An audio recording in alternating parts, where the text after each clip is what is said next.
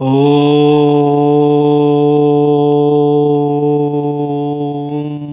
प्रणाम। सप्रेम जयजीव भगवत स्वरूप दिव्य आत्मन। आज एक गुरुत्वपूर्ण वीडियो हो जाउछि जार शीर्षक होछि वेदरे ईश्वर किए। जो हिंदू धर्मर मूलदुआ बा मूल शास्त्र अति प्राचीन ग्रंथ वेद वेदांत आमे कहउछंती जहाँकि मुनि ऋषि मानकर आत्मज्ञानी मानकर सर्वोत्कृष्ट अवदान ए मानव समाज को तांकर उत्तर पीढ़ी को तेणु वेद ही सर्वपुरातन एवं वेद को प्रत्येक सनातनी मानती।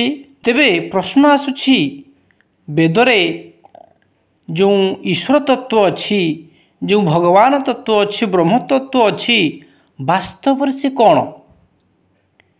आपण जानिके आश्चर्य हेबे कि वेद जहाँ को ईश्वर बोली कहिछंती ताहा एही जीव ही से ईश्वर, ए जीव ही ए मनुष्य ही बा जीव मात्रे ही ब्रह्म ईश्वर। तेणु जीवंक व्यतिरेके अन्य कौनसी काल्पनिक ईश्वरंकर अस्तित्व ही नहीं। जो मन भावंती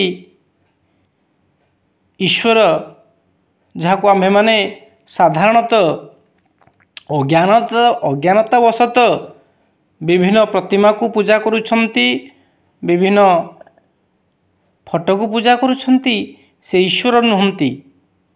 से ही ईश्वर जी आत्मा स्वरूप, जी जीव। तेणु वेदरे समस्त मंत्र यही जीव की ही आत्मा बोली कहिछंती, यही आत्मा ही ब्रह्म बोली प्रतिपादन करिछंती। किंतु विडंबना विषय यही कि जेहेतु वेद समस्ते पढ़ंती नहीं बा संस्कृत रे वेद लेखा होथिबारु समस्तंकर संस्कृत रे गभीर ज्ञान नथिबारु सेमाने वंचित होइछंती एही मुनि ऋषि मानकर जो अमूल्य उपदेशात्मक मंत्र अच्छी बा ब्रह्म विषय रे जो ज्ञान से देइछंती ताहा सर्वसम्मुख रे बा साधारण लोक माने सेथुरु वंचित होइछंती। जो माने वेदर आपणकर व्याख्या करिछंती विशेष करी स्वामी दयानंद सरस्वती जे कि आपणकर आर्य समाज रे प्रतिष्ठाता, से एभली भावरे वेदर मंत्र को विकृत करिछंती, ताहार प्रकृत अर्थ को किंबुत किंबाकार करिछंती बा पक्षपात पूर्ण करिछंती। आपण ताहा जानिले आश्चर्य हेबे। किंतु सौभाग्यर कथा बा अति आनंदर कथा, सद्गुरुदेव श्रीमुनि महाराज जे कि अखिल भूमंडलीय सर्वशिरोमणि मुनि समाजर प्रतिष्ठाता, से वेदर समस्त मंत्र को तन्न तन्न करी देखिछंती एवं ताहार संपूर्ण व्याख्या यथोचित करिछंती। एवं से आश्चर्य होइछंती ऋषिमुनि माने किभली भावरे स्पष्ट रु स्पष्ट भावरे ए आत्मा को ही ब्रह्म ईश्वर भगवान बोली कहिछंती। तेणु आसंतु जानिबा आपणकर से वेदवान मध्यरु यजुर्वेदरे किभली भावरे एही जीव ही ब्रह्म ईश्वर देवता भगवान बोली प्रमाणित अछंती बा सूत्र रे मंत्र रे कथित अछंती। से ऋषि मुनिंकर अमृत वचनावली निश्चित रूप से प्रत्येक आध्यात्मिक मार्गीर व्यक्ति विशेषज्ञ पाई साधक मान पाई अमृत तुल्य साधित हेब आज्ञा। तेणु यजुर्वेदर गोटे प्रसिद्ध मंत्र अच्छी, प्रायतः आपण समस्ते जानिथिबे। प्रत्येक घरे जेतेबेले कोनोसी आपणकर पिंड श्राद्ध पढ़ा जाए बा कौन मांगलिक कार्यक्रम करा जाए सेतेबेले यही मंत्रटी ब्राह्मण माने पढ़ते आज्ञा।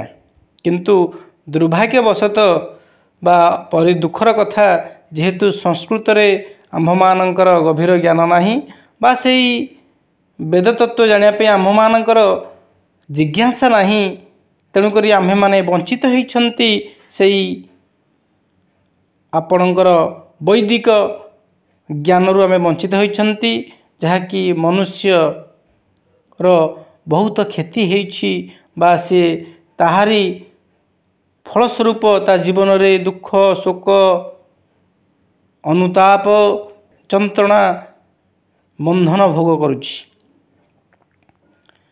सेहीपरि मंत्र रु गोटे मंत्र होछि एषो देवः प्रदिशोऽनुशर्वाः पूर्वो जातः स गर्भे अन्तः स एव जातः स जनिष्यमाणः प्रत्येक जनातिष्ठति सर्वतोमुखः। यह होछि यजुर्वेद अध्याय 32 मंत्र 4। यार स्पष्ट एवं शुद्ध अर्थ होछि एही प्रसिद्ध देवता जे सबुठारु मुख्य होई स्थिर अटंती, से ही प्रथमे थिला, जन्म नहीं सारिछि, से ही जन्म नेब, से ही गर्भ मध्यरे अछि एवं से ही सबु दिगर पक्षरे अछि। तेणु यही मंत्रटी स्पष्ट भाव रे कौनसी काल्पनिक ईश्वर विषय कही कह जाए नहीं आज्ञा। कारण जदि यह ईश्वर विषय कह जाता काल्पनिक ईश्वर विषय ताहले यही मंत्र रे जो जन्म नेबा कथा कह जाइछि से जन्म नहीं सारी से गर्भ भितर अछंती, से ही जन्म नेबे एवं सबु दिगरे पछरे से अछंती। तेणु यह स्पष्ट भाव में प्रमाणित जे ये जीव ही जन्म नहीं सारी बा मातृगर्भरे अच्छी एवं जन्म नेब। ये जीव ही से प्रकृत ईश्वर भगवान जहाँकि वेद मंत्र स्रष्टा मुनीषी मानकर प्रतिपाद्य बा सिद्धांत। आहरी एक मंत्र अच्छी जहाँकि आपण जानिले से ऊपर आउरी स्पष्ट भाव रे यार भावार्थ को बुझीपारे। से मंत्रटी होछि पुरुष एवैदं सर्व यत् भूतं यतस्य भाव्यं उत्तमृतत्वस्य ईशानः यत् अनेन अतिरोहति।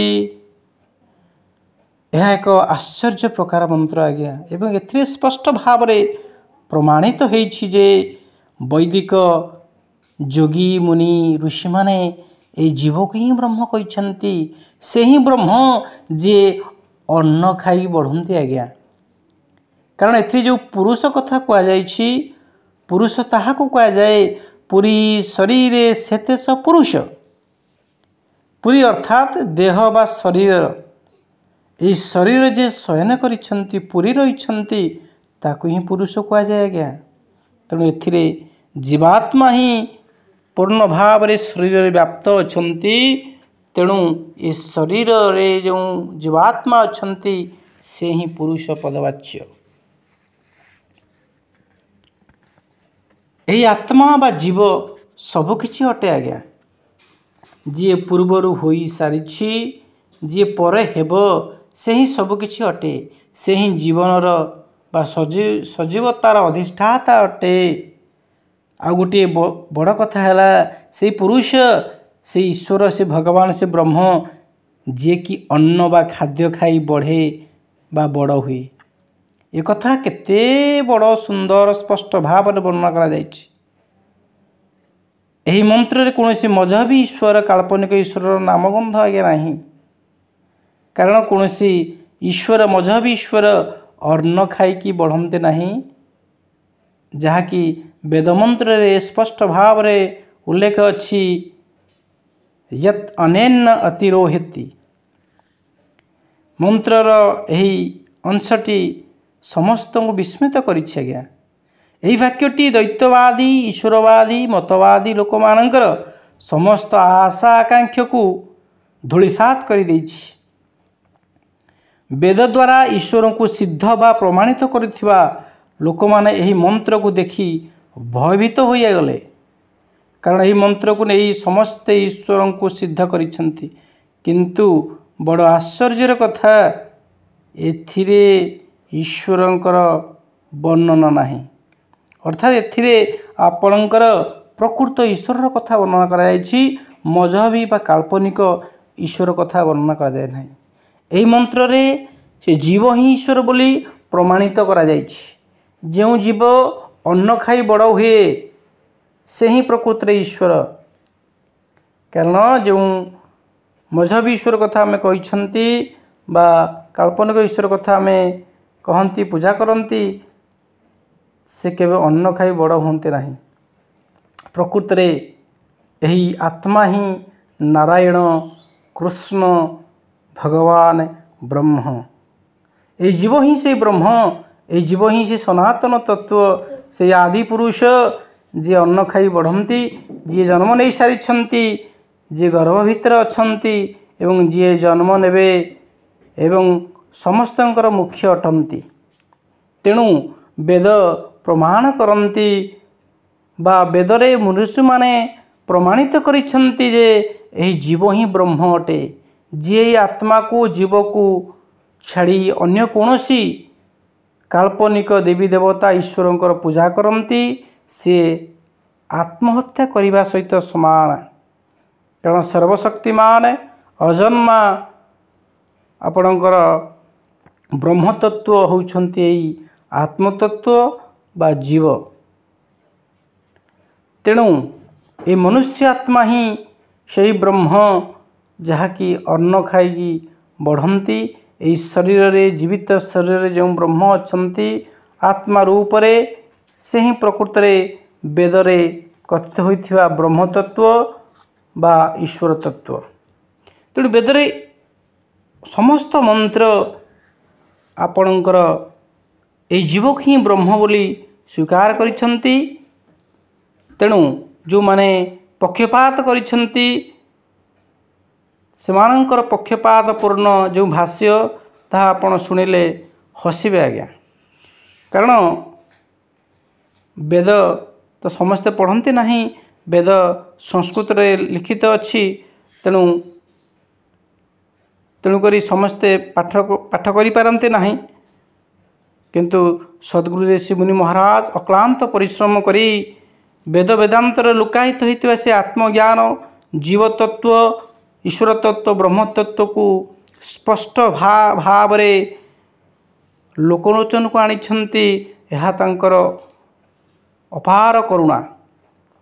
तेणु आपण माने भयभीत होंतु नहीं, निजको ब्रह्म कहिबारे, निजको ईश्वर कहिबारे, निजको भगवान कहिबारे। कारण वेद अनुसार जीव ही ब्रह्म, जीव ही सनातन तत्व, जीव ही सबकिछि एवं ये जीव ही से ब्रह्म जी अन्न खाई बढ़ती आज्ञा। तेणु वेदरे अनेक मंत्र नुहे आज्ञा, सबु मंत्र ये जीव ही ब्रह्म बोली प्रतिपादित करती। तेणु ये आत्मा ही आपणकर ब्रह्म बा भगवान अटंती। तेणु वेद अनुसार जी आत्मपूजा करे, निजको ब्रह्म स्वरूप रे देखे, अनुभव करे, स्वीकार करे, से ही प्रकृत रे आस्तिक, से ही प्रकृत रे आत्मज्ञानी, से ही प्रकृत रे ब्रह्मदर्शी, से ही प्रकृत रे ब्रह्म। तेणु आसंतु मुनि समाज रो ए जो अद्वैत वेदांत सिद्धांत तत्व को ग्रहण करी मानव जीवन को सार्थक करिबा, व्यक्तिगत जीवन में सुख शांति आनंद एवं मुक्तिर यथार्थता अनुभव करी सारा विश्व को आनंदर वार्ता दबा, मुक्तिर वार्ता दबा एवं भाईचारा वार्ता दबा। वसुधैव कुटुंबकम जो स्वप्न अच्छी ताहा केवल यही वेदंकर तत्व, जहाँकि ये मानव ही ब्रह्म तत्व, ये जीव ही ब्रह्म सत्ता, यह व्यतिरेक कौन काल्पनिक ईश्वर देवी देवतांकर अस्तित्व ही नहीं। तेणु मानव सेवा ही प्रकृत रे ब्रह्मक सेवा तेणु निजको जानी ए जगत को जिणिबा निज जीवन में सुख शांति आनंद पाइबा सहित जगत को सही बाट देखा जहाँकि सद्गुरुदेव श्री मुनि महाराजंकर जो मुनि समाज ताहा प्रचार प्रसार करुछि एवं प्रत्येक मानव को किभली भाव में शारीरिक मानसिक से सुस्थता लाभ करिवो एवं किभली भाव में अष्टांग योग को आदरी नहीं ता जीवन रे मानवर जो मूल्य अच्छी ता भितर जो आनंद सत्ता अच्छी ता भितर जो कल्पनावादी तत्व अच्छी ता भितर जो विवेक शक्ति अच्छी एवं आपणकर ज्ञान शक्ति अच्छी ताहाको आधार करी गोटे मानवता जीवन रे चाहूथिबा समस्त प्रकार आनंद से उपभोग करि परिबो एवं निज जीवन को श्रृंखलित करी एवं पूर्णांग प्राप्त होइकी ता जीवन को अतिबाहित करिवो। आशा करुछि आपण माननकु एही वेदमानकर जो ब्रह्मतत्व अच्छी ताहा गुरुदेव सद्गुरुदेव अनेक पुस्तक ता वर्णित करिसेंती। आपण माने से साहित्य को पठन करंतु निज भितर जो अज्ञानता अच्छी बा अंधविश्वास अच्छी ताहा दूरीभूत हेले निश्चित रूप से आत्मरूपक सत्य आत्मदेव प्रकाशित हेबे बा से स्वयं प्रकाशित तत्व ताहा आपण अनुभव करेंगे जहाँफल कि मानव जीवन सार्थक हेबो। एठी बाणीकी विश्राम देवी आपण मानकर समस्त सर्वांगीन उन्नति कामना करी रोचे आज्ञा सप्रेम जय जीव।